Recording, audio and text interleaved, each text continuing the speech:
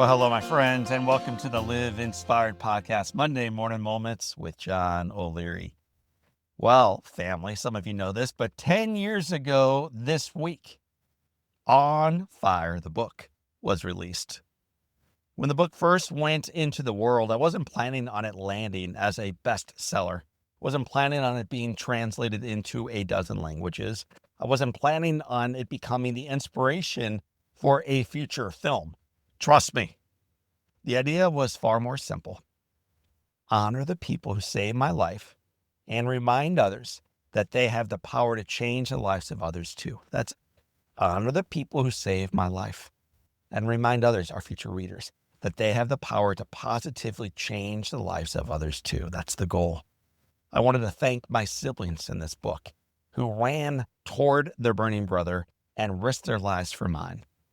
I wanted to celebrate my incredible parents who chose radical love through 2 house fires, decades of Parkinson's disease, and more challenges than most families have ever faced, and yet they chose love.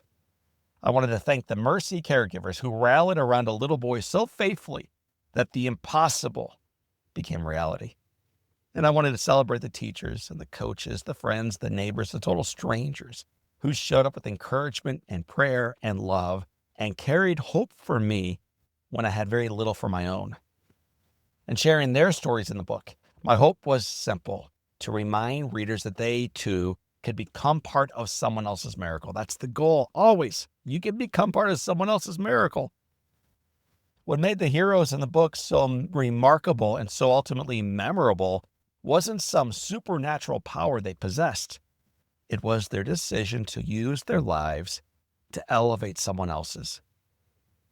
A superpower, by the way, available to all of us. My hope was the readers might recognize the heroes in their own story and then choose to become a hero in someone else's. And yet, my friends, family, something remarkable happened. Over the last decade, the story traveled farther than I ever imagined. It has been shared in classrooms and boardrooms, in hospitals and prisons, in churches and locker rooms and living rooms around the world. And along the way, thousands of people have writing a similar message. In essence, they write this: John, your story reminded me that my life still matters. I love that line. I love that sentiment. I love that truth. The story reminded me that my life still matters. They weren't writing about the fire, the flames, the scars, the baseballs, or the struggle, because the real story was never really about those things. The real story has always been the reminder that our lives, yes, our lives, that means yours and mine, that our lives matter. How we live them matters.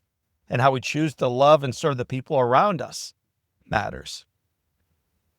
Well, 10 years later, I'm more convinced than ever that the world rarely changes because of one dramatic moment.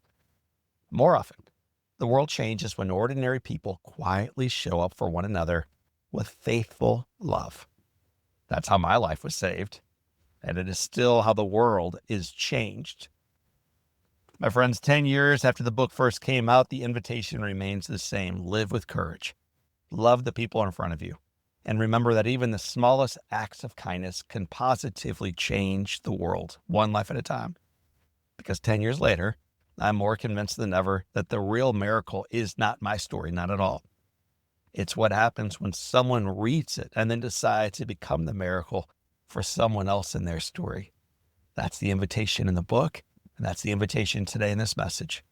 I want to thank you for being that miracle, for being part of the journey with me, for recognizing the foundation is firm, the headwind we collectively face is real, but God is still God, and the best is yet to come. So family, for this time. And until next time, my name is John O'Leary, and today is your day. What a gift. Live with your soul on fire.